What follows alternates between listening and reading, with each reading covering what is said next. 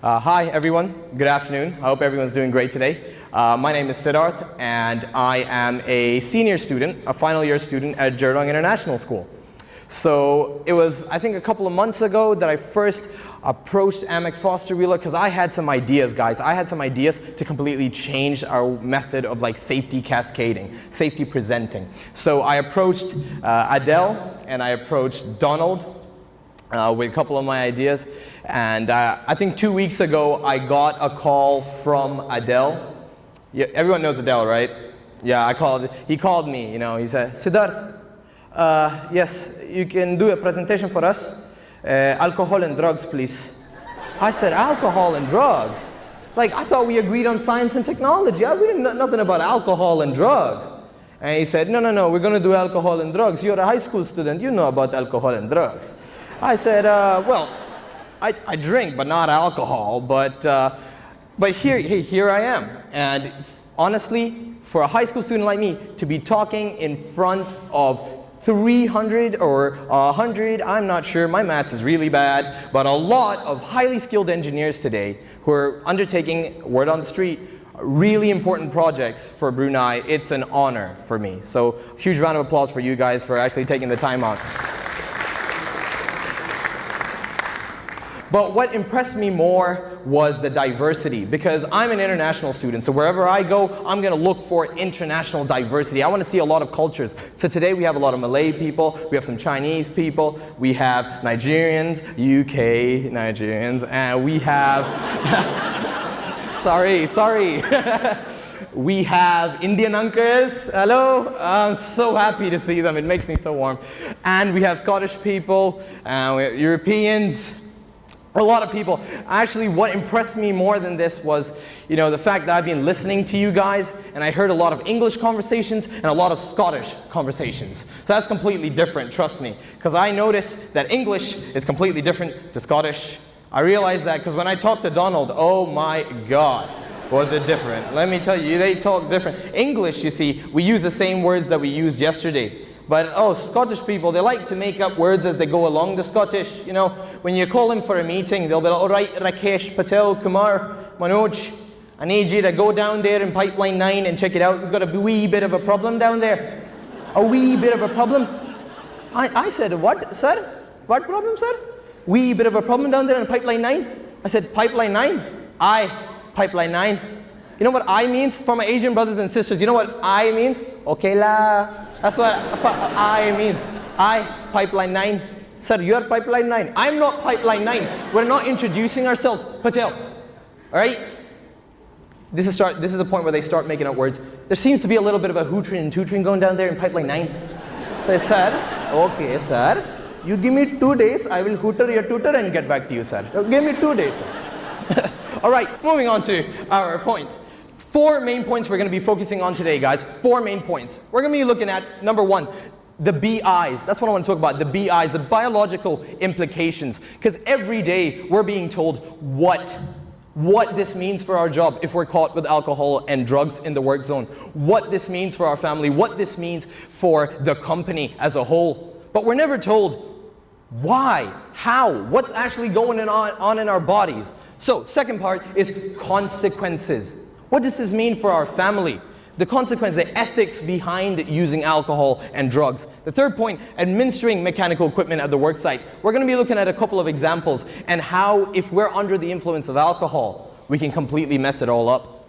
And finally, my slogan that I wish hopefully one of the directors here could take it up and use it as a slogan so no one else would be doing hazardous, attempts at a work zone. It's a Don't Be a Billy campaign, but we'll be going to that at the end. First point, I'll be introducing an organ. This is a very special organ, you see. This organ, not many people use it, but a lot of people have it. This is called a brain. As you can see, the brain. For a person who uses alcohol and drugs, they don't really have one, but most of us do. So you guys all know what that is on the other hand. That is an alcohol bottle, right? That's an alcohol bottle. Let's take a closer look inside the brain. Alright, inside your brain, you've got this big chunk that looks like a rotten apple at the front. That's called your frontal lobe. Alright, people? Your frontal lobe. You know what happens when you drink alcohol? You mess up your frontal lobe, completely. It's actually responsible for your judgment, actually. So how do I explain this to you guys? All right, maybe on a Monday, you're sitting in front of your desk, you're looking out the window, it's shut down, you're stressed, you're looking out the window and you're just thinking, man, I just want to rip my shirt off, stand on the desk and hit my chest like King Kong. But then your frontal lobe is that little voice in your head that goes, I wouldn't do that. Paul McCarthy's right next door. I could get you fired. And the next part that is home to the frontal lobe is something called your primary cortex. Hands up if you guys can see the primary cortex. Can anyone see the primary cortex up there? So, can everyone see that? It's right up there. It's just right above the brain. The primary cortex is what allows me to do this. Walking. It allows you to move. If alcohol damages that, what happens to the primary cortex, guys? Yeah, you mess it up big time. Imagine if I was standing on a barge 40 steps high, right? And imagine if I messed up and slipped. You know, I wouldn't mind slipping down these stairs. It's nice carpet underneath. But if I slip down a barge, that's the sea underneath, right? I'm fish food if I slip and fall from there. So imagine the implications of what alcohol can cause you. A small error can lead to a disastrous effect. As you can see, the one at the top, what does that signify? What does that symbolize? Drugs, right? Drugs is a whole different story, guys. I know it's a sensitive topic here, but we're going to look at it in a little bit of detail. What are the effects of drugs on your body? The first one is hallucinations. You start seeing things that are not even there, right? You don't even know if you're on a platform or inside your home, right? Imagine if, where's Andy Power? Imagine if Andy Power walked by you and you're like, whoa, Conor McGregor. Oh my God, what's he doing there? You start hallucinating. It can do things to your brain. What if Michael Walton walked by you and you're like, oh my God, Captain America, my kid's a huge fan of you. Oh my God. It can cause hallucinations, but seriously, it has a serious impact. The second point of drugs and what they can do to you is mood swings. It can literally make you feel suicidal 1 second and completely happy the other second. Like you can be on a platform and think to yourself, man, I'm not getting paid for overtime, and it's shut down. I could just go kill myself right now. I need to go over the railing, and you'd be ready to kill yourself, and suddenly you're so happy all of a sudden. You love the sky, you love the birds, you just want to give the birds a kiss. Gents, you might even like your wives for a second. That's how happy it can make you. You can actually call them and go, I actually like you. This drug is killing me. Right? That's how much it can affect your brain. Now, The Hangover. I know many of you have watched The Hangover movie. My dad didn't let me watch it when I was young, but now I just had to watch it, and I like it. The Hangover movie. Media portrays getting drunk and getting high as something cool to do. You wake up in the morning and you're fine. You're lying in the bed with a monkey and a tiger or something. It doesn't happen like that in real life. Common sense. The harsh realities of getting drunk and high and waking up the next morning is not shown in media. So let's just get that out of the door first thing. In fact, Dr. Laura Owen at Keele University, most of you may have been there, I'm not sure, it's a university in the UK, Keele University, she conducted a study on people that were hungover, and she found a 30% decrease in working memory. That means if you're a crane operator on Tuesday, on Wednesday, you've only got 70% of that working memory. And now 30% is a significant amount when you consider that lives are being at stake here. Now, I'm not going to stand here and tell you guys alcohol and drugs, bad, don't do it. I'm not going to do that. I'm going to give you the choice of taking alcohol and drugs. I've put together the pros and cons of taking alcohol and drugs and showing to work.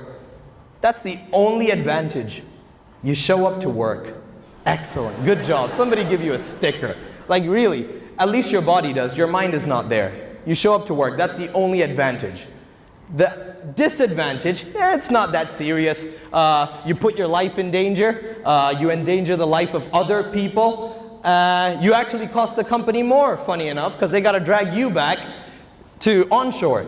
The last one is you lose your job. Hey, you lose your job, woo! Oh, and by the way, the company gives you a bonus with that too. Because you lost your job, you're not allowed in another Shell premises. Do you know what that means? You're not allowed anywhere else. You better get used to Super Save and helping your wife out with the grocery, because you're going to be at home for a long time. All right? Something a little bit more serious. As you all know, we live in quite a wealthy country. There's a huge ratio of cars to people. In fact, statistically, every single one of you here in this room should have 2 cars each. So you can guess that a lot of people drive nowadays. A lot of people love driving. So look at this. Let's take this article. I put together a collage of different articles. A 42-year-old local man on a Sunday night got hit by an SUV car by a drunk driver. That's a life that's been lost. That's a huge issue in this country, a growing issue. Second one, from January to February 22nd, the Royal Brunei Police Force has recorded 4 cases of road accident fatalities, including one that ended the life of a 13-year-old girl. Let that sink in. Some of you have children that are 13 years old. I'm going to give you a moment to think about that. That's a 13-year-old girl's life gone. She could have went to college, she could have made her parents proud, she could have done something for that family, but now she's not with us today because one person couldn't be bothered to not take alcohol before he went out driving. Because one person just couldn't use his common sense at that moment. That's a life gone. But I chose driving, but obviously we're not driving in the platform, are we? But something as simple as driving. Someone who's 18 and above can drive in this country. That means driving is a very simple thing to do. But if you're under alcohol, see what you can do with driving. Something as simple as driving can be screwed up completely, ending in the life of a 13-year-old girl. All right, so now, as I promised, we're going to be looking at a couple of examples of different machinery that you see on the platform. As you can see, this is an air compressor. Now, I know you guys are experts in your fields. I'm not going to come in and say I know the air compressor and how it works or anything.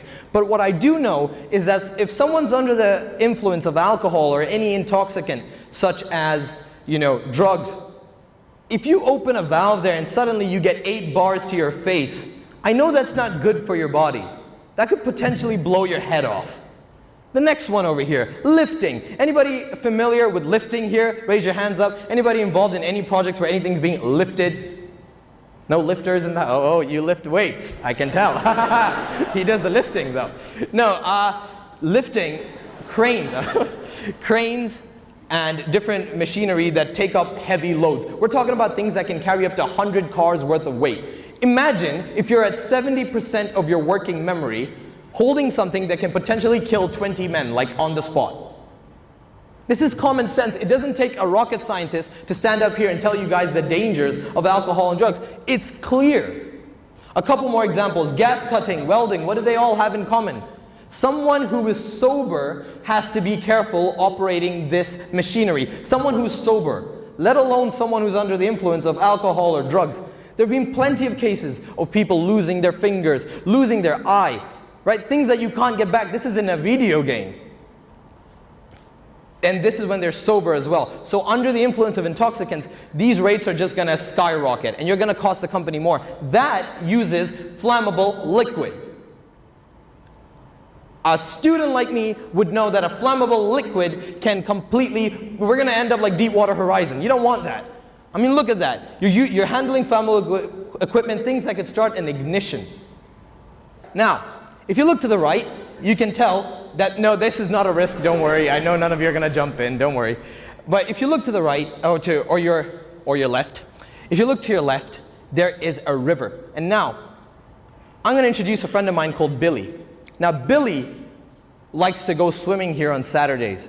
He takes his shirt off and he goes for a swim after a hard day's work at his office. And when I tell him, Billy, why are you going in the water, man? It says here, don't go in the water. It's a safety sign. Billy goes, nah, mate, it's a Saturday. The crocodile's probably on leave. It doesn't work like that. You or me or someone with common sense would know. That's a crazy thing to do. Don't do that. But what if I told you that there are 100 Billies in the platform who would look at a sign like this and go, nah, it's fine. It's a Saturday. I'm in a rush. You need to know that that river is like a work zone. Inside the river, there are crocodiles. The risks, they are everywhere. A crocodile does not care whether you're in a rush. A crocodile does not care if it's your child's recital and you need to finish this job off really quickly. Or maybe France and England are playing and you just need to get home. A crocodile does not care. It only cares how big you are and how many kids it's got. That's all a crocodile cares about. A risk does not care. Similar to a crocodile, a risk does not care what situation you're in or whether you're in a rush. So you need to know that when you're entering a risk zone, that is like entering a water full of crocodiles. And if you let your guard down, they are gonna get you regardless of your circumstances. So don't be a Billy.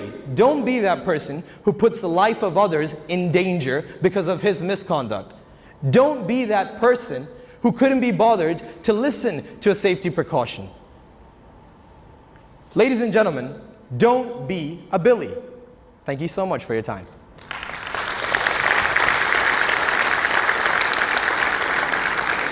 Right, here's the mic. Yeah, was that a hard act to follow? Well done, sir. That was fantastic. And I think we'll have to get you around and meet some of the crews on their swings, okay? Staff, that was wonderful. Thank you so much.